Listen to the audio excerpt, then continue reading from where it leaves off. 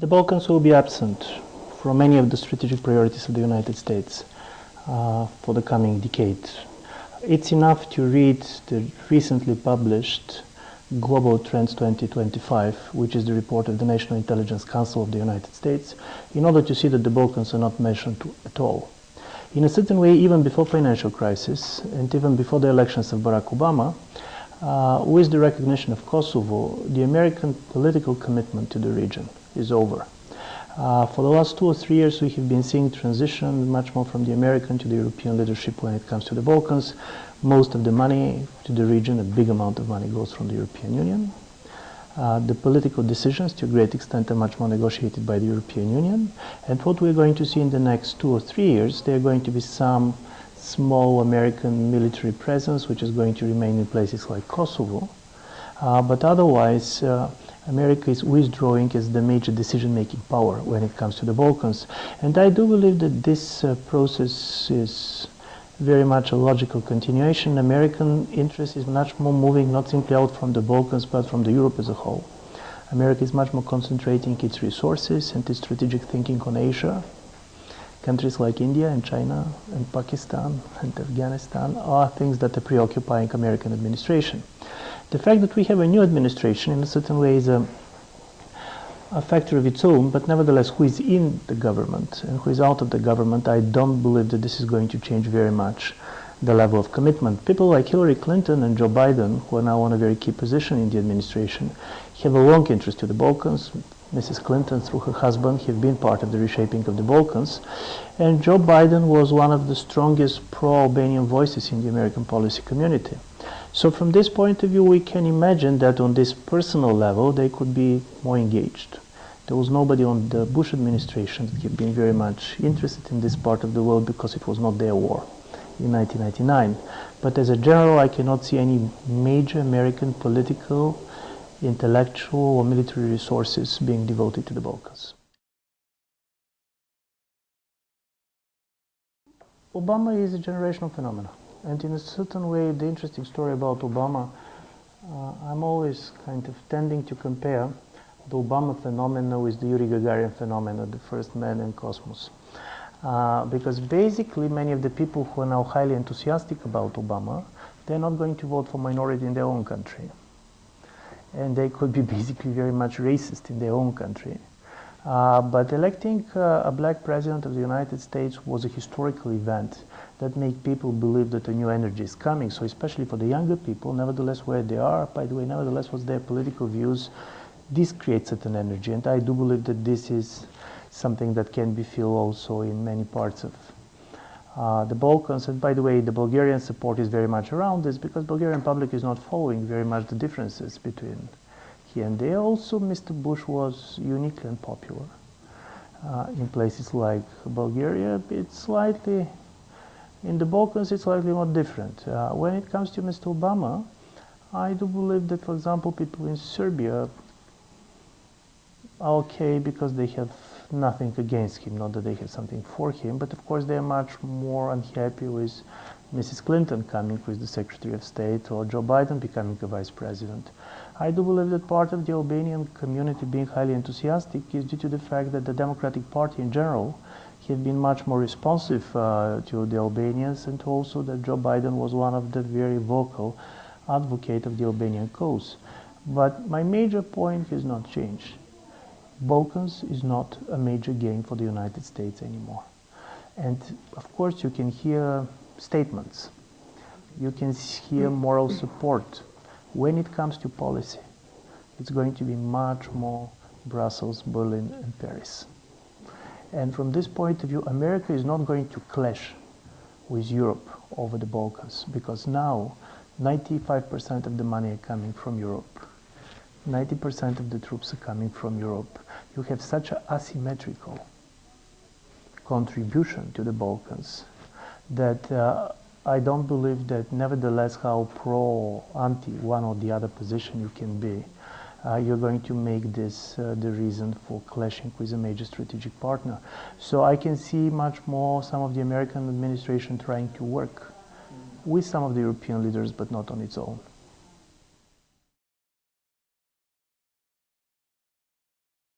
America is not going to have a policy of its own with respect to Kosovo. America is much more going to support the position of the European Union.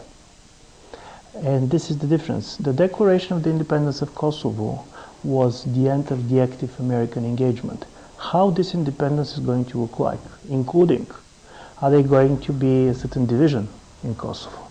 Are they going to be a sovereignty limited? I don't believe that the American administration has a very strong views on this. What the Balkans were important for the Americans was that even in 2003, when the American and European policies had been drifting very much apart as the result of the Iraqi war, the Balkans was the only place where the Americans and Europeans cooperated easily. But now the situation is that America is going to play only supporting role. And if, for example, Kosovars believe that they can make a deal with the Americans which is against the will of the European Union, they're wrong. There are not going to be any particular European policy. In a strange way, even when it comes to the recognition of Kosovo, America was even much more interested when than what is going to happen. President Bush obviously wanted all this to happen in his term, so to be part of his legacy, but America does not have a strong view what kind of independence, what are going to be relations here and there, and even on things like the name of Macedonia and others, Mr. Obama is even less interested than the Bush administration was. So from this point of view, America is very much moving on the back seat of the car.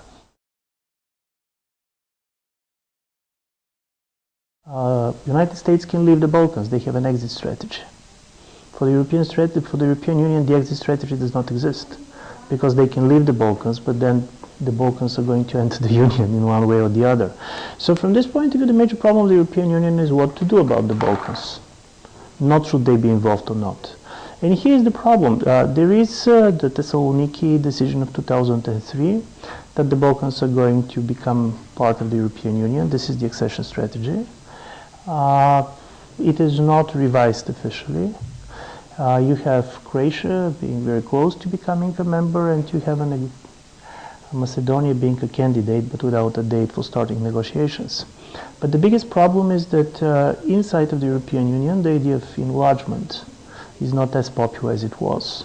And also some of these places are much more difficult to be integrated than others. Two of these places, I mean Bosnia and Kosovo, are simply protectorates. It's very difficult to speak about any type of a functional state at all. I do believe that when it comes to the Balkans, now the major priority of the European Union is going to be the integration of Serbia. Serbia is a very important place. It's very central to the Balkans, and also only through integrating Serbia and Croatia, the European Union can guarantee the stability of Bosnia on one side and basically certain type of stability on the Albanian side. But I don't expect basically this type of enlargement to go very quickly. There is now a very popular joke in the Balkans. And the joke goes, when it comes to the EU, you have two groups. You have a pessimist and you have the optimist. And the reason is that the optimists believe that Serbia will become a member, that Turkey will become a member of the European Union during the Serbian presidency. And the pessimists believe that Serbia will become a member of the European Union during the Turkish presidency. So, from this point of view, of course, the biggest problem for the European Union is what kind of incentives, what kind of frame can be offered to these countries in the next decade. And of course, it's going to be easier for some places where there is economic growth and basically better infrastructure, for example, places like Serbia and even Albania. And it's going to be much more difficult for places like Kosovo, where basically Kosovars got their independence and nothing else, and none of their social problems is solved, and basically the country is still very much arrested and people cannot travel, and also Macedonia, where the economic development is not marvelous, and the general financial crisis is going to hurt all these countries.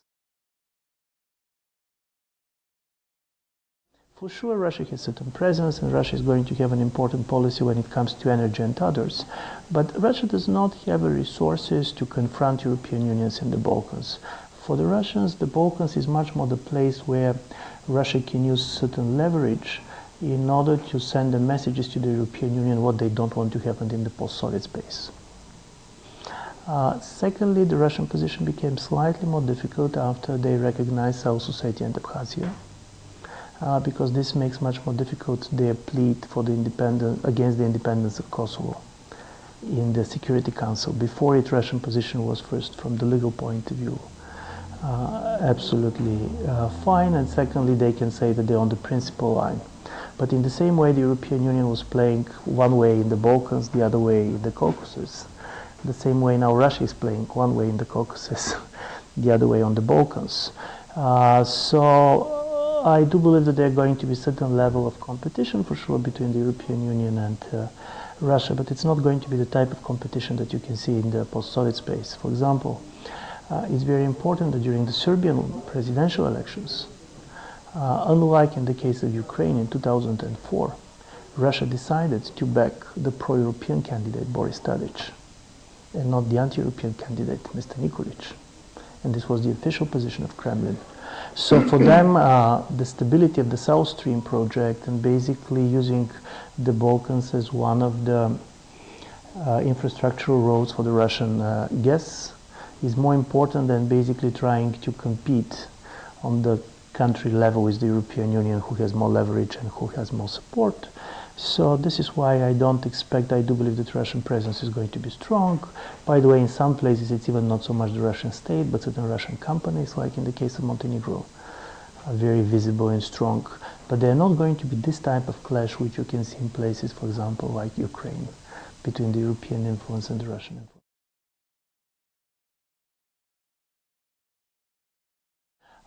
When it comes basically to NATO, the question came much more from the northern part of Europe, where the Baltics and Poland decided to opt for something which I'm going to call NATO Plus. So basically they said, yes, we have NATO, we have Article 5, but we also want to have an American missiles and the American military presence because this gives us much more security. I don't believe that any country of the European Union basically is insecure from this point of view. It's totally different when it comes to countries like Georgia and others, but to be honest, they're not in NATO, and I cannot see these countries being in NATO in the next decade. So NATO is going to be present here. Probably it's going to play a positive role when it comes to the relations between the military establishments and the political leaderships of the country, because don't forget that also NATO is pacifying the political role of the military. And this was one of the roles that NATO had been doing in these countries. There is only one country which is key on the basis of what kind of decisions they're going to make for NATO. This is Serbia.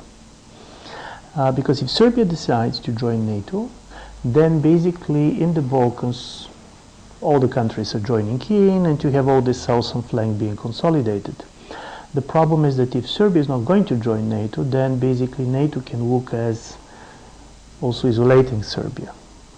And from this point of view, this is very much the decision, not so much of NATO, but of the Serbian leadership. Do they want to join? How it's going to be reconciled with the bitter memories that Serbian society has from the day of the bombings. But from at least what I have witnessed, strangely enough, the strongest advocate for Serbia joining NATO is the Serbian military. And normally military people and army people, they like organizations like NATO. Military prefer to talk to military. It's much more difficult for them to talk to the civilians. It very much depends how Americans want basically to reposition their strategic interests, because these bases in Bulgaria and Romania have been very much about the Middle East. They are not about Russia. They're much more working towards Iran and other places, and this is one of the reasons Russians were not so much reacting to this. What was slightly the difference was the problem of the Polish and the Czech radar system and others. But most of these bases, they're going to be there. As you know, you have bases being established, but how many troops you're going to have here? How they're going to be used? Probably this is going to be the result of a different review which is going to come with the new administration, because there is a major change of the strategic consensus within the American policy community. The biggest problem is if you, for example, compare the report of the American Council, National Intelligence Council of the US from 5 years ago.